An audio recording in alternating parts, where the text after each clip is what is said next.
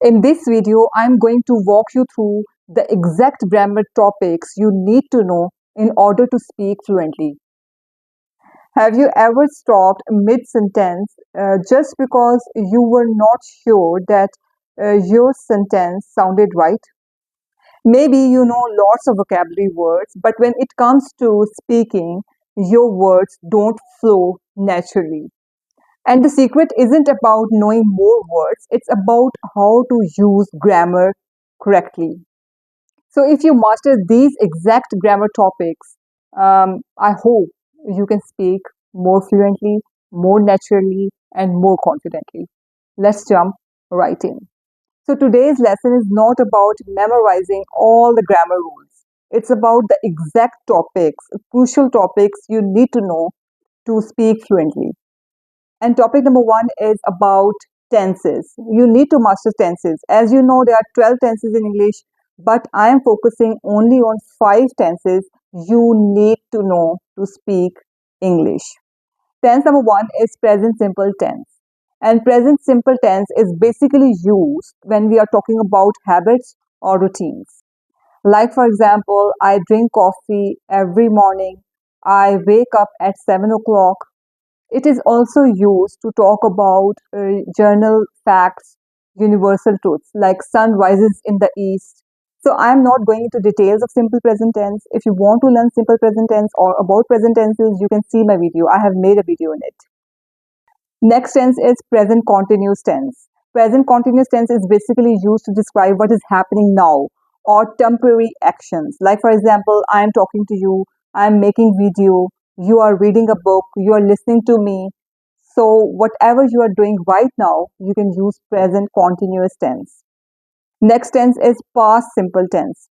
Past simple tense is basically used to talk about actions that completed in the past.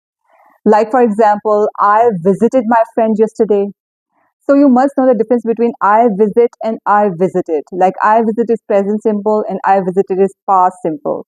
So you know the difference. You must know the difference between the two tenses. Next tense is present perfect. Present perfect is basically used to connect past with present. Like, for example, I have lived here for 5 years. And tense number five is simple future tense. Simple future tense is basically used to talk about the decisions we have made at the moment. And going to is used for planned actions. So there's a bit difference between these two. Like, for example, I will call you. I'm going to meet my uncle tomorrow. So there's a bit difference. Like, you are going to meet your uncle tomorrow, it's pre-planned. And I will help you, it's the decision we made at the moment. Okay, so these are the five crucial tenses you need to know if you want to speak fluent. Next grammar topic you need to know in order to speak fluently is sentence structure. If tenses are engine, then sentence structure is the road. Like, without this, your ideas crash or get lost. You must know the basic sentence structure in English, like subject, verb, and object. So number one in this is you must know the order, the sentence structure, subject, verb, and object. And number two is you must know how to make negative sentences. Like, for example, I don't like chocolate. He doesn't like chocolate. And also the subject verb agreement with it. And next is question formation. You must know how to form a question. Like, for example, does she live nearby? Do you speak English? And next is you must know how to use time expressions. Like, for example, I go to the gym in the morning. Like, appropriate preposition and how and where to put the time expressions. Number three important grammar topic is modal verbs. You must know how to use modal verbs. Modal verbs are used to describe about ability, inability, permission, advice, possibility, and native speakers are constantly using them in their speech, in their conversations. Like, for example, can you help me? Could you meet me tomorrow? In case of advice, you can say you should take rest. In case of emergency, you can say, or emergency or obligation, you can say you must follow these rules. In case of uncertainty, I might go there later. So, grammar topic number three is you must know modal verbs and how to use these modal verbs in conversations. Grammar topic number 4 is connectors, use of connecting devices. Like fluent speakers or native speakers don't just speak sentence after sentence after sentence. They use to connect the sentence with these connectors.